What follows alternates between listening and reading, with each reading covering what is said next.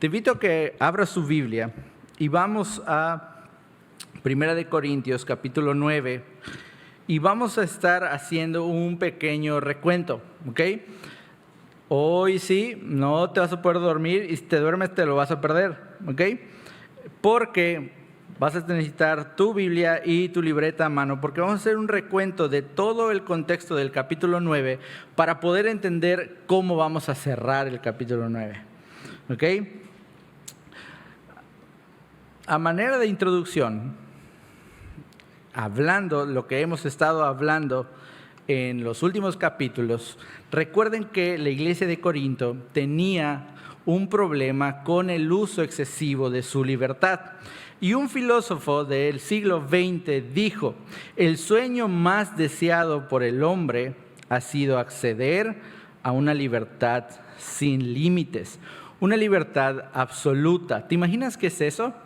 Tener una plena libertad y que tú puedas determinar qué es lo que hay que hacer. Como maestro de secundaria, ahorita vino a mi mente esa actividad que hice. Por alguna extraña razón di clases de cívica y ética.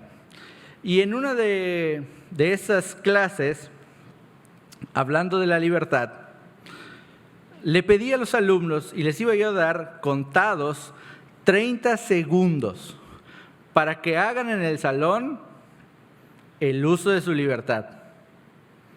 Entonces, 1, 2, 3. Y empecé a contar 30 segundos y hubo quien no me creyó, que se quedó así como viéndome, pero hubo otro tanto que empezó a arrancar sus hojas de la libreta, hubo uno que se paró y empezó a porrear su cabeza en el pizarrón, eran chicos de secundaria, hubo uno que agarró y se durmió por 30 segundos, o sea, cada quien hizo la expresión de lo que quería y creía hacer en ese momento y lo que él creía que era la libertad.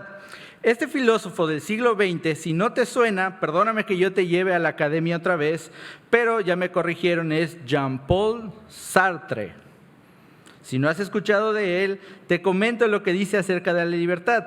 Él quería definir en el ser humano una libertad que sea absoluta, sin límites. Y este filósofo comenzó por rechazar todo lo que determina al ser humano: conceptos, intelecto o cualquier otra cosa del mundo exterior que podía delimitar al ser humano. Si te suena un poquito absurdo, trata de imaginar lo que está pasando hoy en el mundo y las tendencias y la ideología que hay en el mundo y escucha lo que dice este filósofo. El hombre se debe convertir en un ser autónomo. Tiene que se otorga a sí mismo sus propias leyes, su propio valor, su propio lenguaje. Depende de sus propios impulsos y sus deseos. Muchas veces esos impulsos y deseos son mucho más fuertes que la propia capacidad que tiene para decidir racionalmente. ¿Te está sonando? ¿No? Un hombre procede de la nada. Y si procede de la nada, pues no tiene límites y debe ser capaz de crearse a sí mismo o capaz de cambiar su propia realidad, su condición, incluso su existencia. Para que esto pueda suceder, otra de las cosas que dice el filósofo es que debemos trazar una línea hacia la libertad que hemos entregado en manos de un ilegítimo creador inexistente. Entonces, según este autor, según este filósofo, para que el hombre pueda tener libertad, tiene que estar en blanco. Y no debe existir ningún Dios ni ningún ser creador que esté detrás de él delimitando lo que puede o no puede hacer. Incluso dentro de él, su conciencia, sus pensamientos, su conocimiento pueden estarlo limitando. Así que, no sé si has escuchado esta palabra, tienes que deconstruirte. ¿Por qué? Porque la sociedad te ha construido a como ellos quieren que tú seas. Probablemente este filósofo, Jean-Paul Sartre, hubiera sido uno de los predicadores más aclamados y mejores pagados en la iglesia de Corinto, ya que estos personajes de la iglesia de Corinto, que probablemente también podamos ser tú y yo, estaban hambrientos de estatus, de espiritualidad y ejercían todas sus libertades, ejercían todos sus derechos sin tener límite. Y esto lo utilizaban como símbolo de la libertad. En Corinto había puro sabio. Todos creían saber mucho y en el conocimiento abusaban del conocimiento y abusaban de su libertad. Gadi, ¿estamos listos con las diapositivas? Bien, entonces, gracias. A continuación te muestro una línea más o menos de pecados o luchas con los cuales la iglesia de Corinto había estado luchando. Si no la tenemos, te la leo, ¿sí? ¿Ya estamos? Perfecto. Divisiones. ¿Te acuerdas en qué pasaje vimos divisiones o por qué había divisiones en la iglesia de Corinto?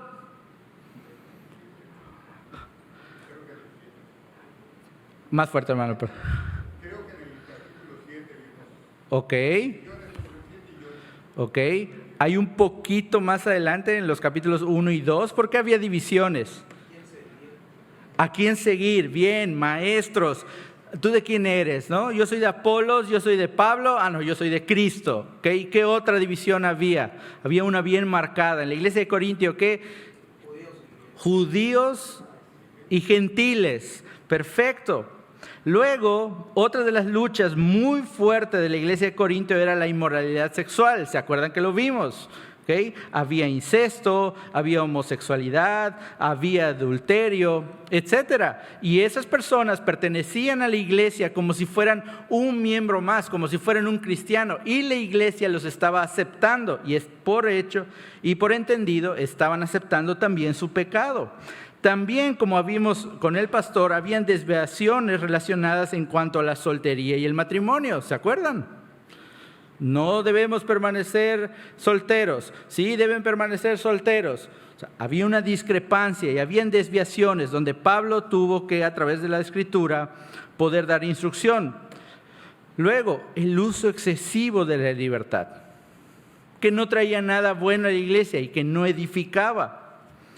Y por último, hasta ahora, porque vamos a seguir, la más fuerte es la lucha de no querer separarse a sí mismos de la manera mundana de vivir en la sociedad que los rodeaba. El pastor John MacArthur dice, a semejanza de muchos de nosotros hoy en día, en la iglesia de Corinto tenían una gran dificultad para no imitar a la sociedad incrédula y corrompida que los rodeaba.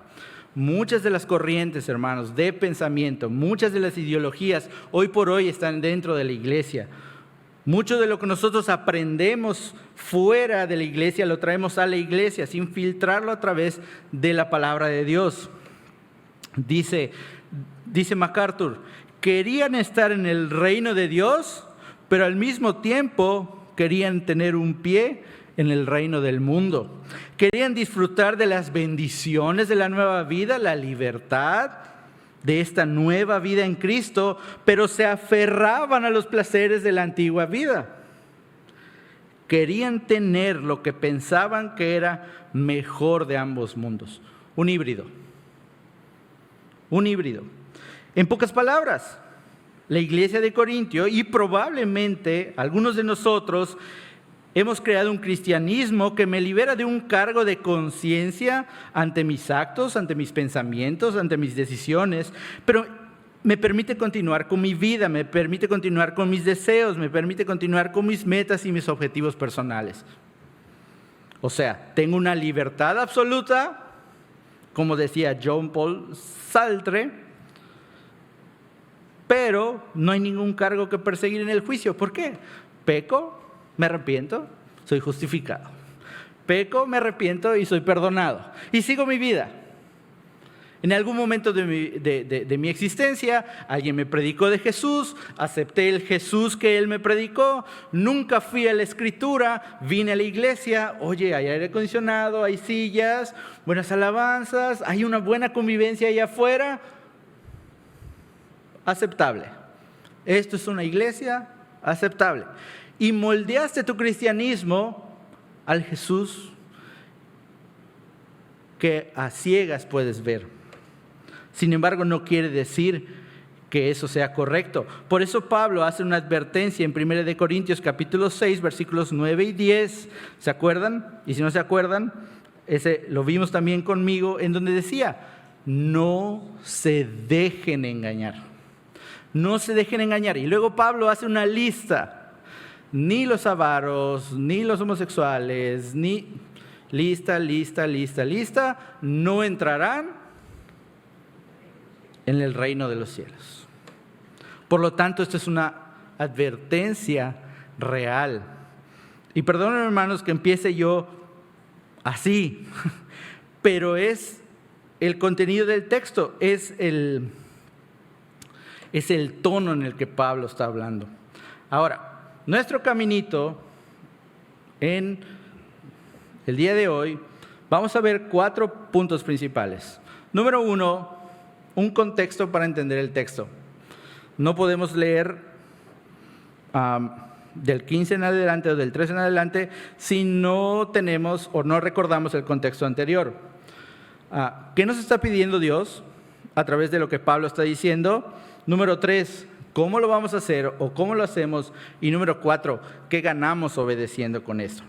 Así que, si estás listo, abrocha tus cinturones y vamos a darle. En los primeros versículos del capítulo 9, específicamente en el versículo 4, 5, 9, 10 y 11, Pablo hace una exposición de los derechos que tiene como apóstol. ¿Okay? En el versículo 4, tiene derecho a ser sustentado con comida y bebida. ¿Okay?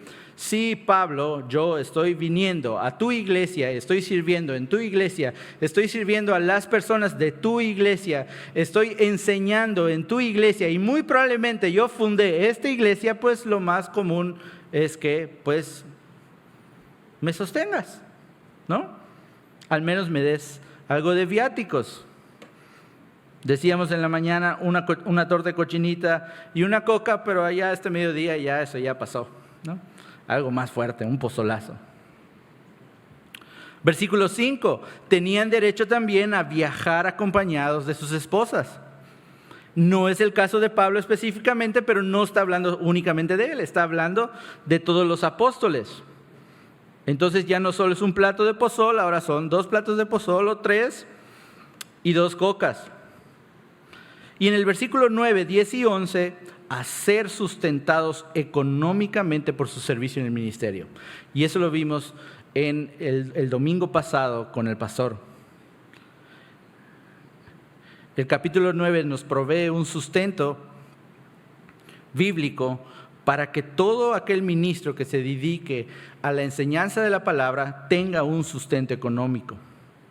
Sin embargo, imagínate que tú empiezas a leer la carta, bueno, pues no habían secciones, ni capítulos, ni versículos, pero imagínate que empiezas por el capítulo 9 y empiezas a ver la argumentación y Pablo te está dando con tubo en decir, mira, por esto y por esto y por esto tú tienes que sustentar a los ministros de la palabra, acuérdate que no le debes poner bozal a los bueyes, acuérdate que los militares no se compran a ellos mismos con su dinero, las municiones ni sus recursos, o sea, no usan sus recursos, etcétera, etcétera, y todos los argumentos, y luego llegas al versículo 12 y te topas con esto, a tu Biblia. Si otros tienen derecho a este sustento de parte de ustedes, ¿no lo tendremos también nosotros o aún más nosotros? Sin embargo, no ejercimos este derecho,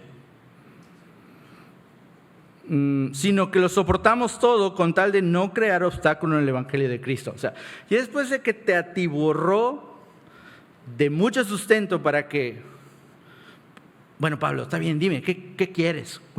¿Cuánto necesitas? No voy a hacer uso de este derecho.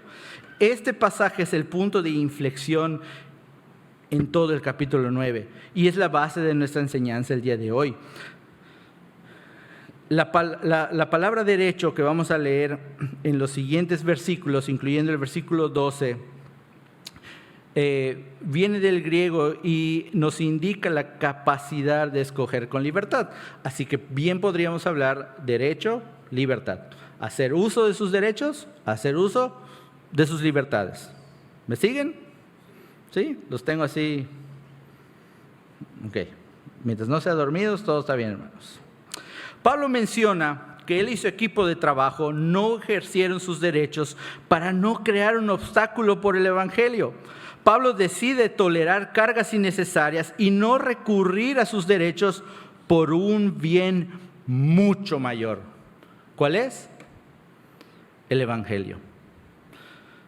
A la luz de muchos ejemplos, incluso la Escritura te muestra, mira, este es mi derecho como apóstol. Y si yo quiero, lo puedo usar. Pero no lo voy a hacer. Porque hay algo más importante que mis derechos y mis libertades. Y es el evangelio. Versículo 13. ¿No saben que los que sirven en el templo reciben su alimento del templo y los que atienden en el altar participan de lo que se ofrece en el altar? Así también el Señor ha ordenado que quienes predican el evangelio vivan de ese ministerio. En el versículo 13, Pablo vuelve a tomar un argumento. O sea, si no estabas contento, ya no voy a usar ilustraciones, ahora te voy a decir lo que conoces. Acuérdense que en la iglesia de Corintio había judíos y había gentiles. ¿Los judíos sabían que era un altar? Sí. ¿Sabían quiénes eran los oficios de la iglesia? Sí. ¿Los gentiles sabían que era un altar? Sí. ¿Y sabían cuáles eran los oficios de la iglesia? Sí, claro, esos eran paganos, esos eran judíos, pero los dos conocían la estructura. Entonces Pablo toma ese argumento para decir, así como ellos hacen uso de lo sacrificado, así como ellos toman del altar, así yo también. Y luego lo remata, versículo 14, hace referencia a lo que Jesús dijo en Lucas capítulo 10, versículos 5 al 7. Cuando entren en una casa, digan, paz en esta casa. Si ahí hay alguien digno de paz, gozará de ella, y si no, la bendición no se cumplirá. Quédense en esa casa y coman y beban de lo que ellos tengan, porque el trabajador tiene derecho a... Pues hermanos, ¿a qué tiene derecho un trabajador? A su sueldo, a su salario. No anden de casa en casa. Entonces Pablo vuelve a argumentar. Otra vez, vean qué importante. Ya no solo lo digo yo, también hay una figura ilustrativa que ustedes conocen. Y más aún, lo dijo el Señor Jesucristo, su Salvador. Aquí lo dice. Versículo 15. Pero, otra vez, no me he aprovechado de ninguno de estos derechos, ni escribo de esta manera porque quiera reclamarlos. Cuando alguien te está hablando de dinero y no, es que la situación está complicada y no como que empiezas a sospechar por dónde va a venir la pedrada, cuánto me va a pedir este compadre. Imagínate a Pablo argumentando todo esto y luego te diga no lo voy a usar y luego te escribe no lo estoy escribiendo para que me lo des. O sea, es que no quiero que me lo des. Ahora, ¿por qué Pablo escribe esto? ¿Y por qué Pablo cuida este ámbito muy bien? Acuérdense que estamos en el contexto del texto. En el contexto de Corinto, los maestros y los filósofos usaban diferentes formas para sostenerse a sí mismos, o sea, para tener ingreso. Algunos cobraban honorarios, vamos a ponerlo de este lado. Otros mendigaban. Otros buscaban patrocinadores de admiradores adinerados. O sea, eran youtubers, ¿no? Y otros trabajaban, ¿no? Ahora, ¿cuál es el problema de los de este lado? Que cobraban honorarios y buscaban patrocinadores de admiradores adinerados. Que tienes que mantenerlos, ¿no? Cuando tienes un patrocinador, ¿qué es lo primero que buscas? Que esté contento. ¿Para qué? Para que siga soltando la lana, ¿no? Para que siga soltando el dinero. Si eres un maestro, ¿qué es lo que sucede con tu enseñanza cuando cobras honorarios? ¿Alguna vez alguien ha trabajado en una escuela privada? Levante la mano. ¿Alguien ha sido maestro en alguna escuela privada? Y han tenido el desagrado de que le digan, es que lo tienes que pasar. pero no pasó. Sí, pero él paga. Bueno, ¿no? Es lo mismo. Si cobras honorarios, estás sujeto al que paga. Y si buscas un patrocinador de un admirador, pues tienes que decir lo que le gusta. Por lo tanto, Pablo no estaba aquí. Y de este lado, pues habían quienes mendigaban. Y eso no es muy bien visto. Por lo tanto, lo que opta por hacer Pablo es trabajar. Trabajar con sus propias manos para ganarse el sustento con el fin de no parecer codicioso, para evitar suavizar el mensaje del Evangelio y para dar un ejemplo. Imagínate todo lo que hacía Pablo. ¿Saben a qué se dedicaba Pablo? A hacer carpas, ¿no? Tiendas de campaña. 3 pasos, hermanos. ¿Qué se necesita para hacer una carpa? Imagínense que son Pablo y no tienen nada y quieren empezar el negocio. ¿Qué tienen que hacer? Perfecto, conseguir materia prima. ¿Solo ahí cuánto tiempo te llevó del día? Proveedores, esto, que no es lo que pidió el cliente. Luego, tomarte la delicadeza de ir armando. Luego presentarla o venderla, cobrar. 3 pasos, sencillos, puede haber muchos más. Pero aparte de eso, soy apóstol, predico, administro muchas iglesias y además escribo. ¿Ya viste por dónde va el mensaje? Ahora, fíjate lo que dice la segunda parte del versículo 15. Léelo, hermano. La segunda parte, después de que dice de esta manera, porque quería reclamarlos. Punto y seguido. Fuerte, sin que te dé miedo. Prefiero morir a que alguien me prive de este motivo de orgullo. ¿Alguna vez has dicho eso? Prefiero morirme. Y a los 3 segundos dices, no, Señor, por favor, no es cierto, es mentira. Bueno, Pablo prefería estar muerto antes de que alguien pensara que predicaba por dinero. De que hacía las cosas o evangelizaba o plantaba iglesias por dinero. Dice la Escritura, dice Pablo en Hechos, ustedes mismos saben bien que estas manos se han ocupado de mis propias necesidades, y no solo las mías, también de las de mis compañeros.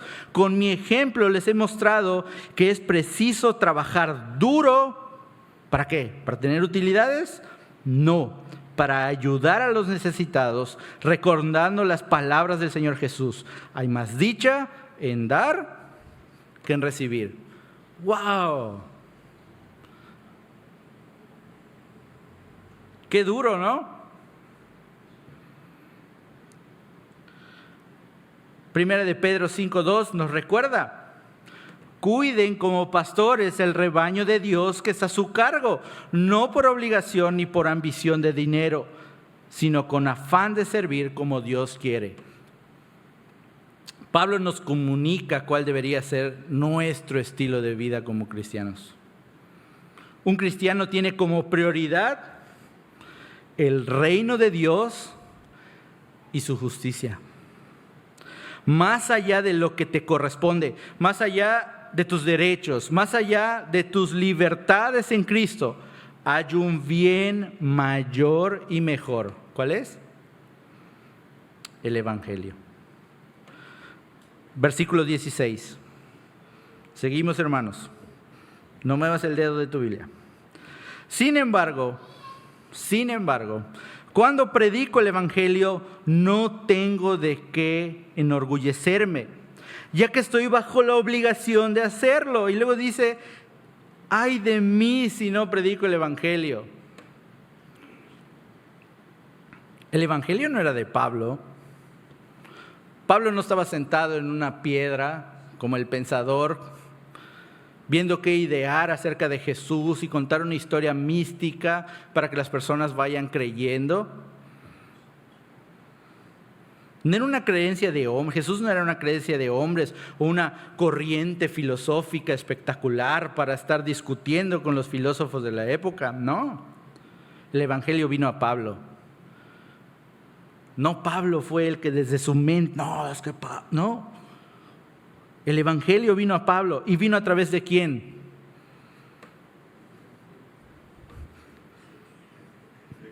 Los tengo rendidos, hermanos, a través de Jesús.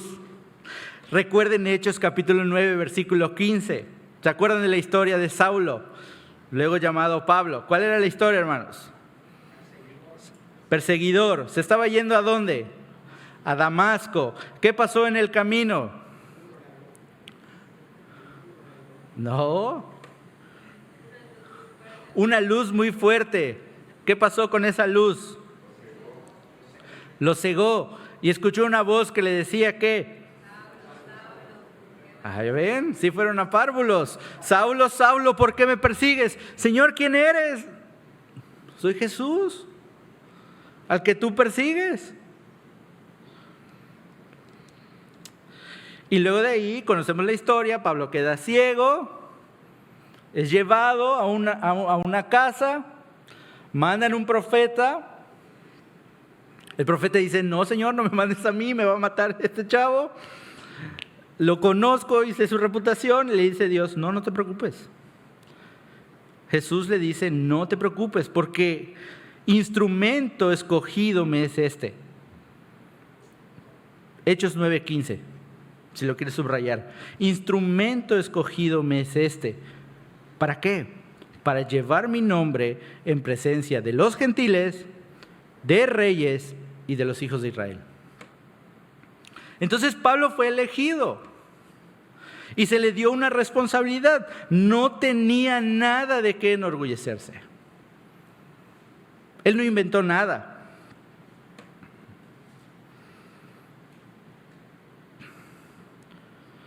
Pablo solo cumplía con la misión que se le asignó, la cual, como podemos leer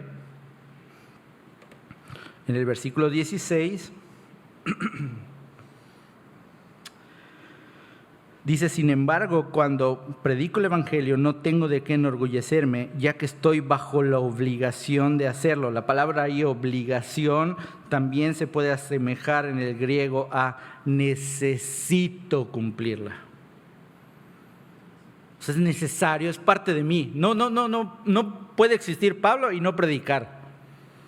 Oye, Pablo, pero ¿cómo a qué hora predicabas? Porque pues había mucho que hacer en la chamba, ¿no? Porque no solo eras tú, era también tu equipo de trabajo. Lucas capítulo 17, versículo 10 nos recuerda esta dura verdad.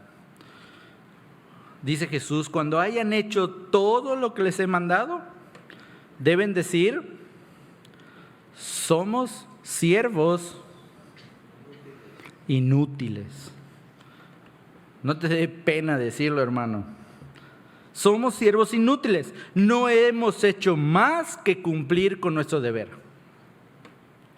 Nada de lo que Dios te ha mandado hoy lo estás haciendo por ti mismo. Puedes estar en 10,000 ministerios en la iglesia. Puedes ser líder de algún ministerio. Y eres un siervo inútil, porque solo estás haciendo lo que Dios te ha mandado hacer.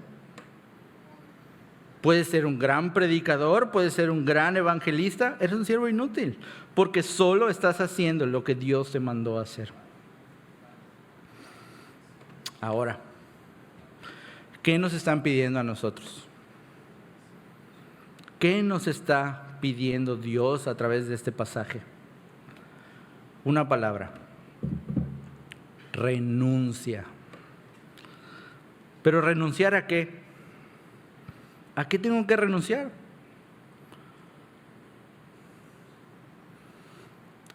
Interesantemente, hermanos, aquí Pablo no habla ni toca el tema del pecado como tal. ¿Sabes a qué te está pidiendo que renuncies? A tus derechos, a tu libertad. En el pasaje no vemos que Pablo dice: no tienes libertad, no tienes derechos como cristiano. No dice eso, sino que te está pidiendo: por favor, hazlos a un lado. Yo sé que si tú quieres puedes hacerlo. ¿Por qué? Porque tienes libertad en Cristo. Hazlos a un lado, porque hay un bien mayor: el evangelio. Primera de Corintios 10:23, todos lo conocen de memoria. todo me está permitido, pero no todo es provechoso. Todo está permitido, pero no todo es constructivo o edifica. O sea, tú puedes hacer muchas cosas. Puedes tener libertad en Cristo. Tienes libertad en Cristo. Y puedes hacer, siempre y cuando, cosas lícitas, pero no quiere decir que todo sea para la edificación. ¿De quién? Tuya primero y de la iglesia. Porque no vives en comunidad, no eres un cristiano aislado.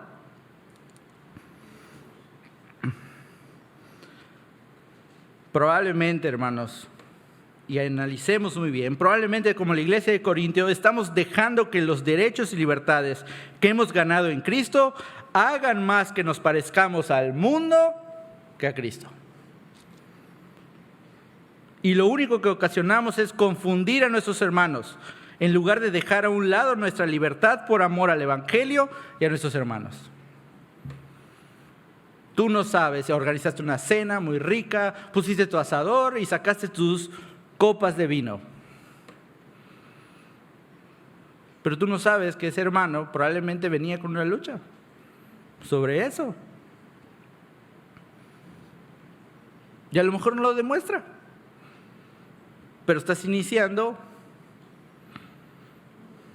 algo que a lo mejor no va a poder parar.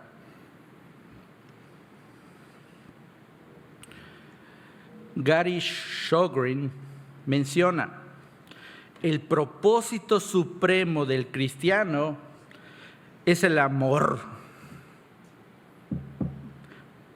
Vivir con consideración hacia los otros y estar dispuesto a pagar el precio por el bienestar de otros. Otra vez, el propósito supremo del cristiano es el amor. ¿Te acuerdas cuando Jesús dijo: voy a resumir la ley y los profetas? Venga, escuchen. ¿Cuál es la primera palabra?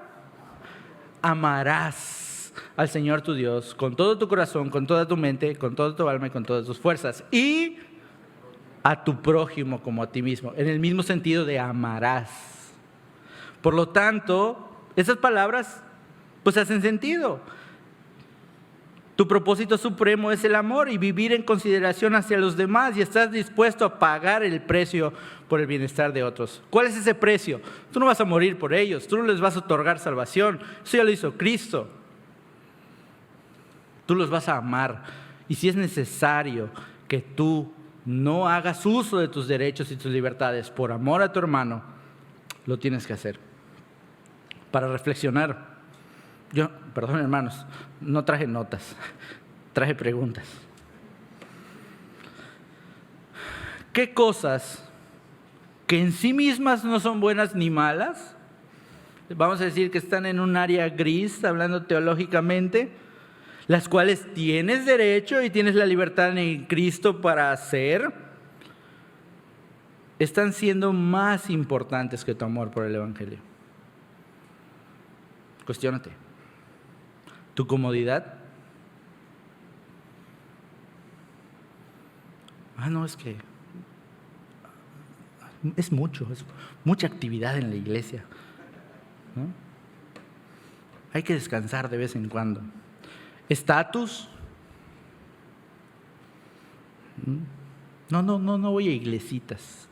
Yo busco algo así de mi calibre. Iglesias con granito y esas cosas. Popularidad.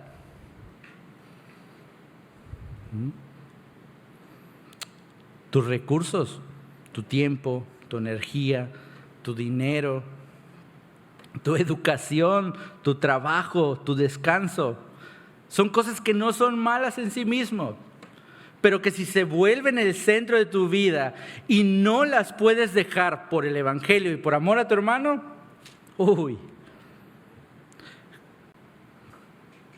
Pregunta número 2, ¿cómo se está reflejando esto en tu vida devocional? ¿Tienes vida devocional? Si estás invirtiendo tiempo y energía en el reino, lo más común es que tengas una vida devocional. Si no, ¿de qué te estás alimentando? Si no, ¿a qué reino estás sirviendo?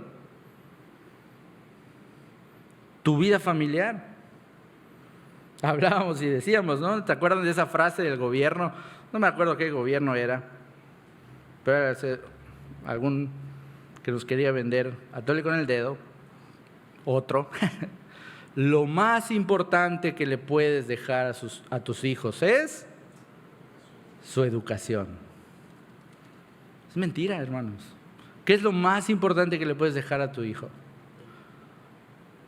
A Jesús. Un corazón piadoso. Ya luego el conocimiento va a venir. No quiere decir que no lo mandes a la escuela, ¿no? No vas a la escuela, ahora solo vas a la iglesia. ¿No? Mándalo a Moisés Sainz.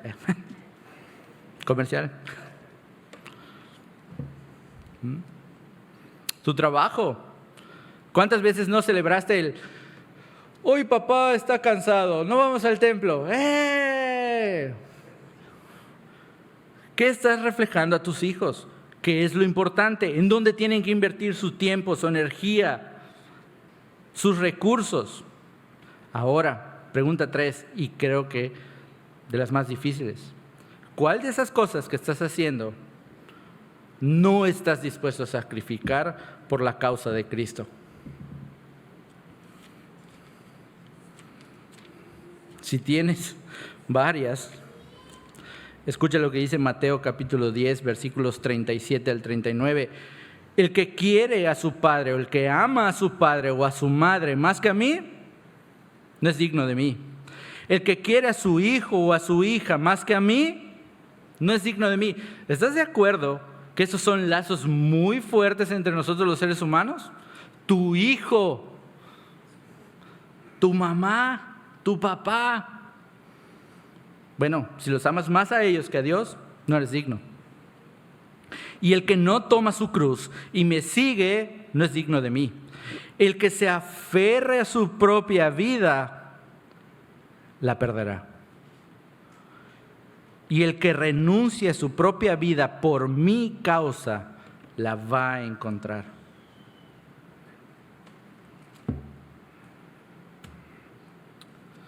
Creo que Pablo nos está diciendo algo en Corintios 9, bastante fuerte. ¿Cómo renunciamos, hermanos? ¿Cómo renunciamos a nuestras libertades y a nuestros deseos? ¿Cómo lo tenemos que hacer? Versículo 19. Aunque soy libre respecto a todos, de todos me he hecho esclavo para ganar a tantos como sea posible. Pablo reconoce que la libertad en Cristo que ha recibido y los derechos y bendiciones que están incluidos en la salvación, los reconoce. Sin embargo, se niega a sí mismo y por voluntad propia se hace esclavo. ¿De quién? De todos. La palabra esclavo que vemos en la NBI es la misma que encontramos en Romanos capítulo 6, versículos 16 y 18, que se asemeja a siervo.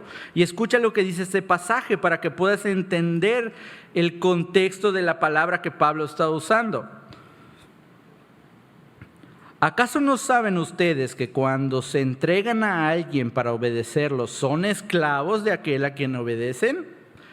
Claro que lo son, ya sea del pecado que lleva a la muerte o de la obediencia que lleva a la justicia. Pero gracias a Dios que aunque antes eran esclavos del pecado, ya se han sometido de corazón a la enseñanza que les fue transmitida. En efecto, habiendo sido liberados del pecado, ahora son ustedes esclavos de la justicia. No puedes ser un cristiano y no ser esclavo. ¿De qué? De la justicia. Ya no eres esclavo del pecado. Bien. Pero lo que sigue no es seguir con tu vida. Gracias, Señor. Ya no me voy a ir al infierno. Ya, resolviste mi mayor problema. Vamos a seguirle, ¿no? Si te necesito, te marco. Ahí vamos juntos, vamos juntos. No existe esa figura de un cristiano libre de hacer lo que quiera. Este pasaje nos da la pauta de lo que Pablo quiere expresar. Dios no te hizo libre para que te vayas detrás de tus pasiones sin ningún remordimiento. Dios te hizo libre para que le sirvas. Y cuestiónate mucho, hermano. Perdóname. Me van a acusar con el pastor y van a decir que yo soy el regañón. Pero el pasaje eso nos está expresando. Pablo no está haciendo uso de sus derechos, se está negando a sí mismo con tal de un bien mayor. ¿Tú qué estás haciendo? Porque ese no es un mandato que Pablo dijo, bueno, yo lo hice así, ustedes háganlo como quieran, ¿no? Cada quien vive, como decía Jesús Romero, no sé ustedes, pero yo hago esto y esto. No, ese no es Pablo. Pablo te está mandando a que tú también lo hagas.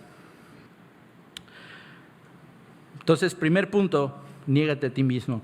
Segundo punto, ve a las personas. No puedes ser un cristiano antisocial. Ve hacia las personas. Versículos del 20 al 22. Dice, entre los judíos me volví judío a fin de ganarlos a ellos. Entre los que viven bajo la ley me volví con los que están sometidos a ella.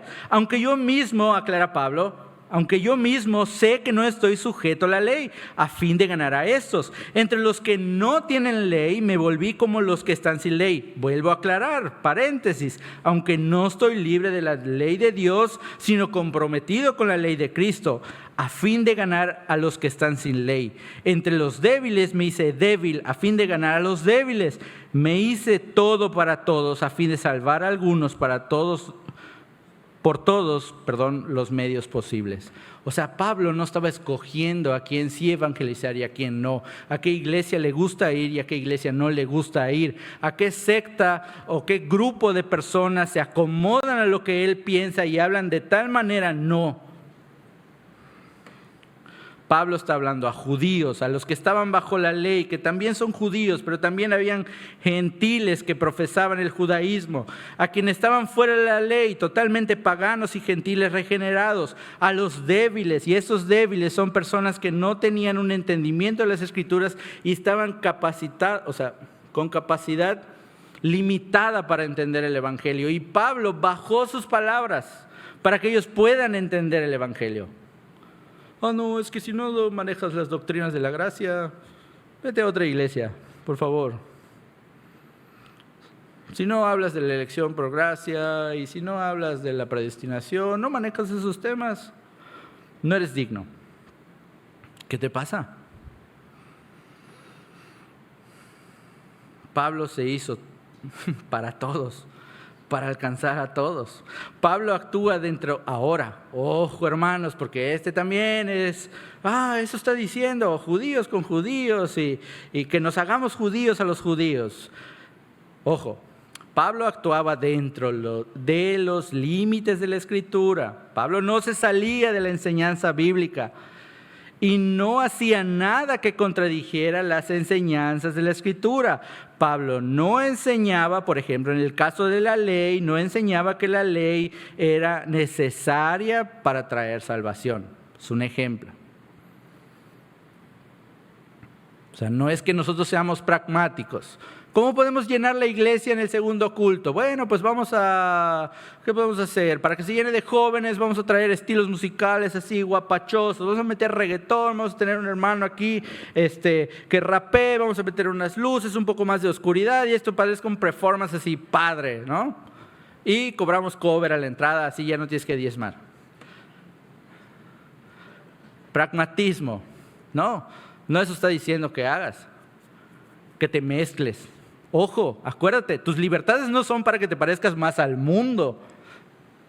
Tus libertades son para que te parezcas más a Cristo. Versículo 21.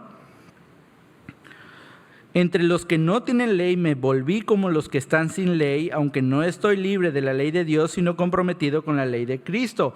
Pablo, como apóstol a los gentiles, está dispuesto a vivir como gentil. Sin embargo, aclara que no ignora la ley de Dios, sino que vive conforme a los 10 mandamientos y las leyes morales que fueron fortalecidas en el nuevo pacto a través de Cristo. Díganme un ejemplo de eso, hermanos, para que despierten. Un mandamiento que fue fortalecido por el ministerio de Cristo en la tierra. ¿Adulterio les suena? Escucharon que fue dicho que si estás con la mujer de otro, estando tú casado, estás adulterando. Pero yo te digo que solo con ver, pensar y codiciar en tu corazón, ya estás adulterando. ¿Okay?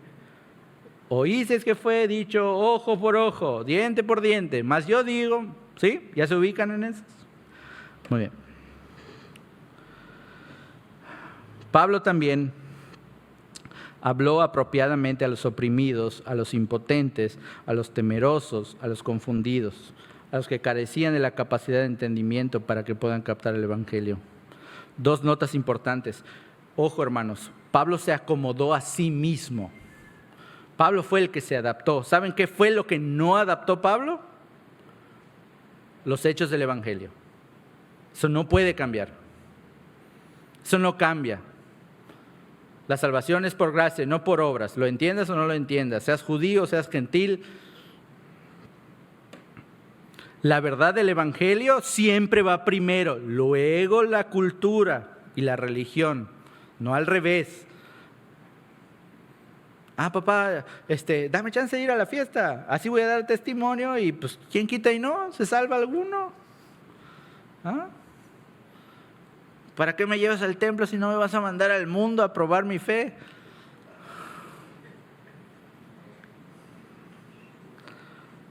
Versículo 23, hermanos. Todo esto lo hago por causa del Evangelio, para participar de sus frutos. La vida de Pablo nos muestra la centralidad en vivir para el reino de Dios y para predicar el Evangelio. Todo esto, hermanos, mientras trabajaba, que no se te quite de la mente eso. Todo esto que Pablo está diciendo que hacía era mientras trabajaba. Pero a él nada le importaba más que el Evangelio de Dios. Tercer punto, ejercita tu dominio propio. Ejercita tu dominio propio, versículos 24 al 27. ¿No saben que en una carrera todos los corredores compiten, pero solo uno obtiene el premio? Aquí habla de un corredor, pero ya luego nos exhorta Pablo a todos, corramos, todos los que están aquí hoy, corramos de tal modo que obtengamos el premio. Todos los deportistas se entrenan con mucha disciplina. Ellos lo hacen para obtener un premio que se echa a perder. ¿Se acuerdan que era en la época de Pablo lo que daban como un premio en las Olimpiadas y en los concursos de atletismo? Exacto, una corona de olivo. ¿Cuánto puede durar una corona de olivo? 2 días, a lo mucho, ¿no? La metieron al refri, tardó 3. Se pudre. Y no solo eso, la fama, ¿no? ¿Han visto los Juegos Olímpicos? Suena la bandera, bajan la bandera, suena el himno, se ponen a llorar, y sus flores, y la medalla. Luego la medalla está empeñada, las flores ya se marchitaron, y fulanito era drogadicto, le quitaron los premios. Toda la fama y todo por lo que luchó, todos los años que se desgastó, la disciplina, no abstenerse de comer un montón de cosas. ¿Para qué?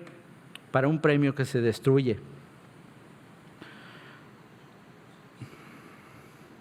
Dice, en cambio nosotros corremos y luchamos por uno que dura para siempre, un premio que dura para siempre.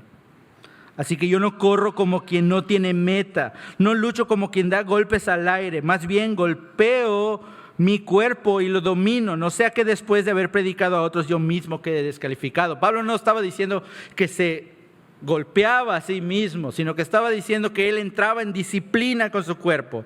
Si mi cuerpo está viendo un cabrito girar, pero estoy no cabrito, un cerdo, una lata de cochinita, pero estoy entre puro judío, seco mi baba y me quedo con los judíos, ¿no? Pablo se hacía quien estaba, se daba a las personas. No podemos, hermanos, limitar nuestras libertades si no tenemos dominio propio. Pablo se abstuvo de muchas comidas, de trabajar para mantenerse a sí mismo, decide no tomar esposa por el ministerio. ¿Y saben qué? Todavía sí enfrentó muchas pruebas mientras viajaba: pedradas, palizas, naufragios, cárcel, castigo físico. John MacArthur dice: si no estás dispuesto a limitar tus libertades, ¿sabes que vas a limitar? Tu testimonio. Si no estás dispuesto a limitar tu libertad como cristiano, vas a limitar seriamente tu testimonio. Si tú crees que lo que haces no afecta a nadie porque tienes la libertad y la conciencia que Dios te dio, pero hay hermanos ahí que no están como tú y que puede ser piedra de tropiezo para ellos, detente, abstente, no lo hagas por amor a tu hermano, por amor al evangelio, porque a lo mejor tú tenías, es que yo tenía ganas de exigir, pero viste a alguien ahí y reaccionaste de otra forma.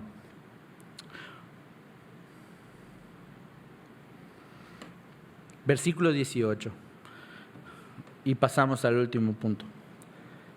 ¿Qué ganamos, hermanos, obedeciendo?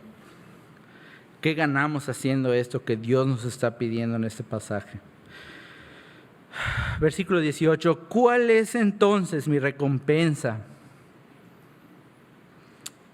Pues que al predicar el evangelio pueda presentarlo gratuitamente sin hacer valer mi derecho.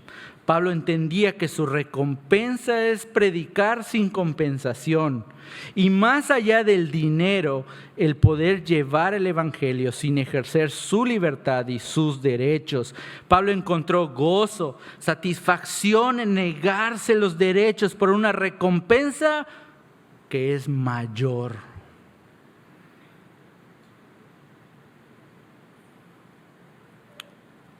Otra de las recompensas, hermanos, que podemos ver y que podemos palpar es que más y más personas sean salvadas. A lo largo de todo este pasaje me dice judío para salvar a los judíos.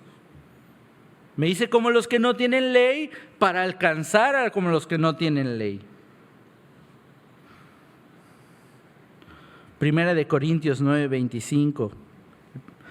Todos los deportistas entrenan con mucha disciplina. Ellos lo hacen para obtener un premio que se echa a perder. Hermano, la recompensa que te espera no se echa a perder. Si tú hoy estás aquí, te dices ser cristiano, vamos a darlo por entendido, eres cristiano, vienes a la iglesia y limitas tu cristianismo al domingo, no, creo que estás muy equivocado. Si vienes a la iglesia y limitas tu cristianismo a participar en las actividades, creo que sigues equivocado. Si entiendes que tienes que negarte a ti mismo por amor a tus hermanos, por amor al evangelio y dar todo lo que tienes en tiempo, recursos, mente, habilidades, dones al servicio de Dios, creo que estás en un puerto seguro. Segunda de Timoteo 4:6-8, uno de los pasajes que calan, conociendo y leyendo todo el contexto de Pablo. Cuando Pablo se empieza a despedir y dice: yo, por mi parte, ya estoy a punto de ser ofrecido como un sacrificio y el tiempo de mi partida ha llegado. He peleado la buena batalla, he terminado la carrera, me he mantenido en la fe. Por lo demás me espera, ¿qué cosa? La corona de justicia que el Señor, el juez justo, me otorgará en aquel día. Y no solo a mí, dice Pablo, sino también a todos los que con amor han esperado su venida. en este pasaje nosotros podemos ver a través del ejemplo de Pablo una visión que como cristianos tenemos que tener, que es una visión eterna y de que nuestra vida como creyentes no solo es aquí y ahora, sino que tiene un impacto en la eternidad. Para que reflexiones.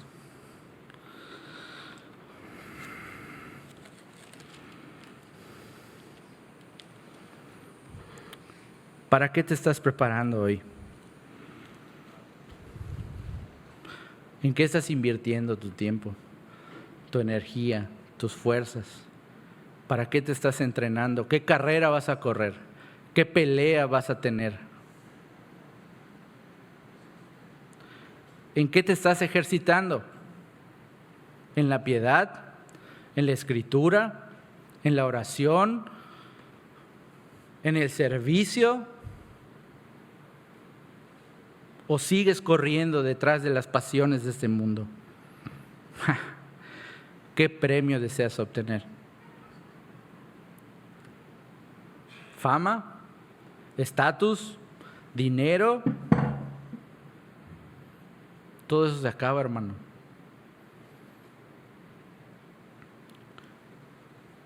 Y lo mismo, tu cosmovisión, cómo se está reflejando tu preparación, tu ejercicio y el premio que tú deseas obtener como meta final en tu vida, cómo está reflejado en tu vida devocional, en tu vida familiar, en tu trabajo y en tu iglesia. Si hoy estás aquí y estás ausente de todas estas cosas, ponte a cuentas con Dios. Si hoy estás aquí y no estás metido en ninguna de estas cosas, no estás perseverando en su palabra, lo que haces en tu trabajo no tiene un impacto en el reino, lo que haces con tus hijos, lo que haces con tu esposo, con tu esposa, no tiene un impacto en el reino de Dios y no está haciendo que crezcas, cuestiona tu salvación.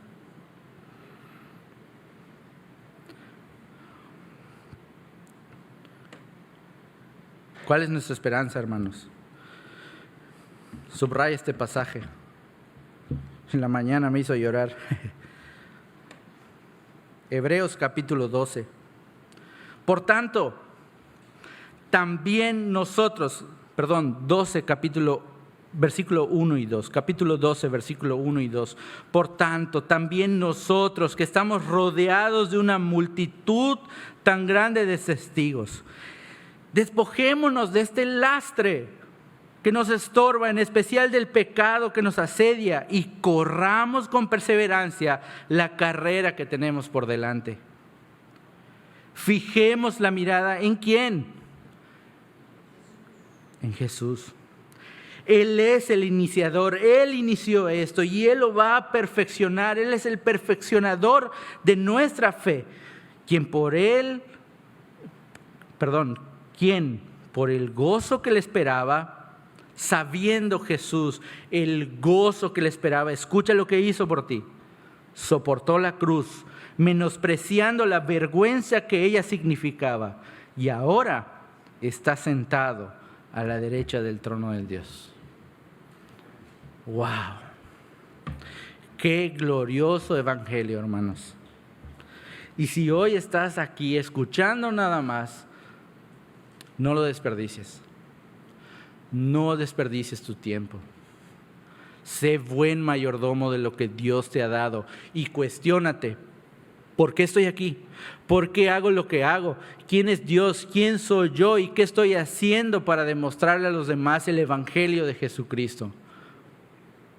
Deja de vivir un cristianismo de domingos, deja de vivir un cristianismo de actividades.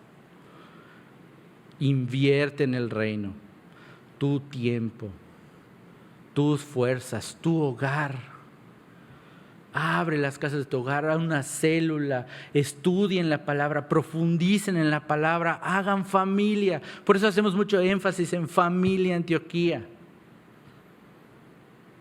Confiénsense unos a otros sus pecados, hagan crecer en ustedes, hablen la verdad en amor. No desperdicies tu posición, hermano. Y no la cambies por una corona que se corrompe, por una corona que es perecedera. Vamos a orar. Señor, gracias.